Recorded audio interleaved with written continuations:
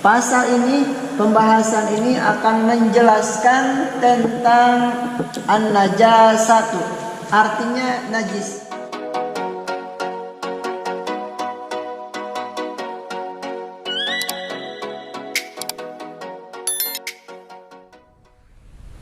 Assalamualaikum warahmatullahi wabarakatuh. Alhamdulillah bisa berjumpa lagi dengan saya. Dan seperti biasa, kita masih menjelaskan dalam penjelasan kitab Safinatul Najah. Sebelumnya kita menjelaskan bahwa sholat itu harus suci. Di antaranya harus suci dari hadas. Kita sudah membahas hadas kecil, hadas besar, dan cara mensucikannya. Nah, yang selanjutnya adalah sholat harus suci daripada najis. Nah, sekarang kita akan membahas tentang najis, teman-teman. Mari kita lihat bahwa di sini faslun an-najasatu. Pasal ini, pembahasan ini akan menjelaskan tentang an-najasatu, artinya najis.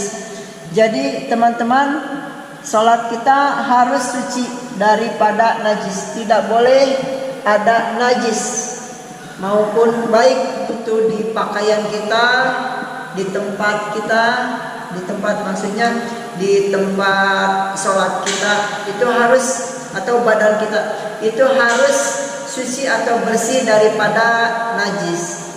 Di sini an-najasatu, bahwa najis itu salasun, maka terbagi menjadi 3 bagian.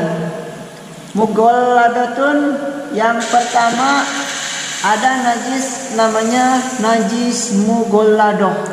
Wa mukhaffafatun, yang kedua najis mukhaffafah. Wa mutawassitatun, dan yang ketiga najis mutawassithah. Kita lanjutkan dulu, nanti kita biasa artikan penjelasannya. Al-mughalladatu kita artikan secara perkata dulu. Al-mughalladatu, yang dinamakan najis mughalladah adalah najasatul kalbi.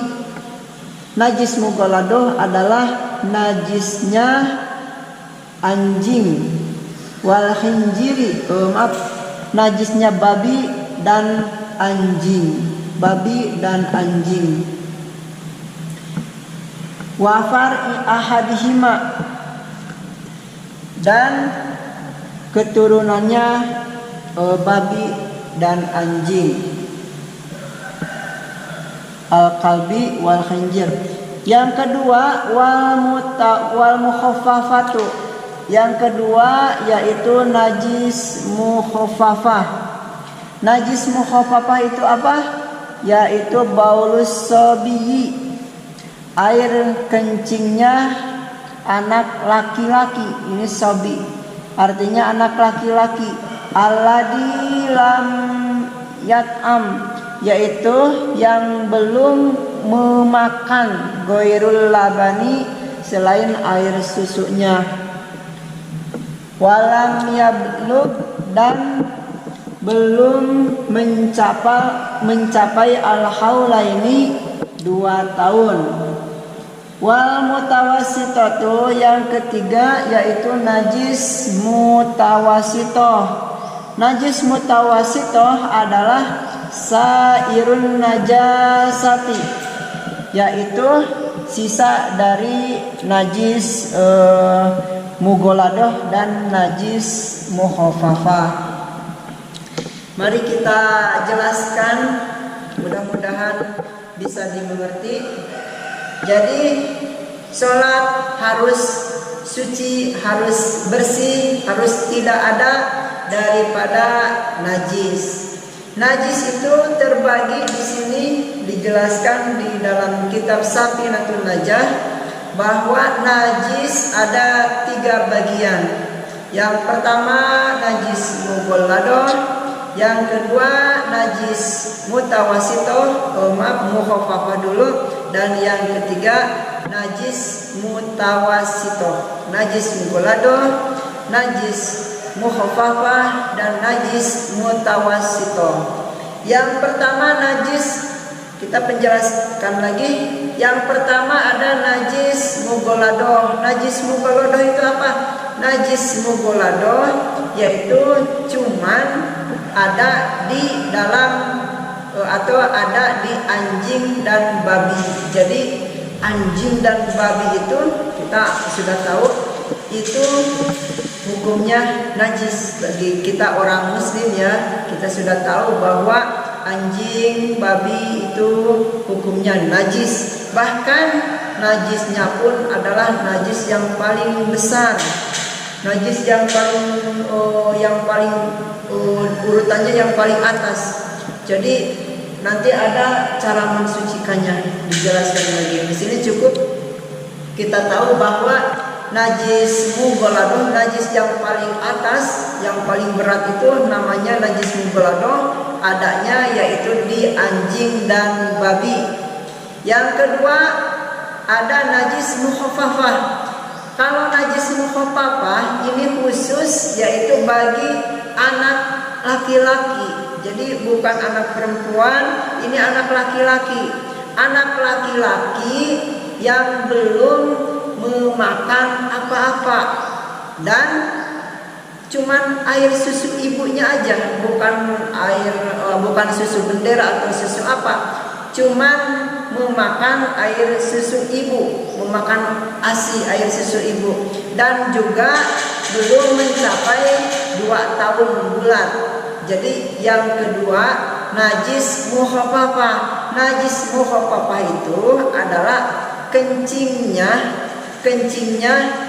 anak laki-laki yang belum memakan apa-apa selain air susu ibunya dan juga belum mencapai 2 tahun. Jadi 2 tahun kurang, terus belum memakan apa-apa selain air susu ibu, dan juga dia itu anaknya anak laki-laki bukan anak perempuan. Jadi adanya itu cuman di anak laki-laki yang belum mencapai 2 tahun, teman-teman.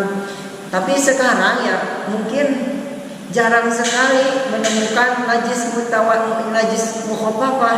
Kenapa? Karena kebiasaan sekarang belum mencapai, misalnya anak laki-laki belum mencapai 2 tahun itu merasa gelisah orang tuanya, takut lapar. Jadi kadang bahkan sering sekarang keseringan seorang ibu atau seorang ayah belum mencapai, kalau anak laki-laki belum mencapai 2 tahun juga atau baru berapa bulan juga atau tahun juga sudah diberikan makanan selain air susu ibu. Jadi jarang mungkin sekarang. Tapi kalau teman-teman tahu, alangkah baiknya harus nahan diri itu, karena ini syariat agama Islam. Yang lebih baik kalau kita punya anak laki-laki, jangan dulu memakan apa-apa selain air susu ibunya sampai mencapai 2 tahun. Jangan merasa takut lapar atau apa. Ini kan kenapa ada najis mukhafafah? Karena ini aturan Allah Subhanahu wa taala.